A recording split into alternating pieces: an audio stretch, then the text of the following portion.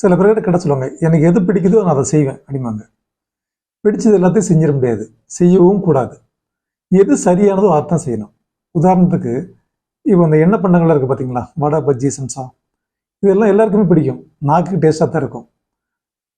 ஆனால் சாப்பிட்டா என்ன பிரச்சனைலாம் உண்டாகுங்கிறத டாக்டர்ஸ் மட்டும் இல்லை, அனுபவப்பட்டவங்களுமே சொல்லுவாங்க. ஸோ அதனால் அது பிடிச்சது என்கிட்ட சாப்பிடாதீங்க, சரியானது இல்லை அது, அதனால் அதை அவாய்ட் பண்ணணும். பிடிச்சதுக்கும் சரியானதுக்குள்ள வித்தியாசம் இருக்குங்களா? இதே மாதிரி தான் வாழ்க்கையில் நிறைய விஷயங்கள் நம்ம முடிவெடுக்க வேண்டிய விஷயங்கள் உண்டு. எது சரி எது தவறு. நமக்கு இளம் வயதுலேருந்து நிறைய பசங்க பாருங்கள், படிக்கிற வயசில் ஒழுங்காக படிக்க மாட்டாங்க. நிறைய ஊர் சுற்றுறது, ஃப்ரெண்ட்ஸோட ஜாலி பண்ணுறது, லவ் பண்ணுறது, எக்ஸெட்ரா எக்ஸெட்ரா, சினிமாவுக்கு போகிறது, இந்த மாதிரி நிறைய விஷயங்கள் நம்ம எவ்வளோ அட்வைஸ் பண்ணாலும் அதை அவங்க உணர்றதே இல்லை. அந்த வயசில் செய்ய மாட்டாங்க, அவங்களுக்கு பிடிச்சது தான் செய்வாங்க. அது சரியானதா அப்படிங்கிறது வயது முதிர்ந்த பிறகு தான் அவங்களுக்கு புரிய வரும். பட் அந்த வயசில் நம்ம சொன்னாலும் அவங்களுக்கு புரியாது. ஸோ முடிஞ்ச வரைக்கும் நீங்கள் பிடிச்சதை மட்டும் செய்யணும் இல்லாமல் சரியானதை செஞ்சு பாருங்கள். இது இளம் வயதில் மட்டும் இல்லை, முதிர்ந்த வயதுலேயும் சரி தான். ஒவ்வொரு வயசுக்கும் ஒவ்வொரு ஆசைகள் மாறிட்டே போகும்.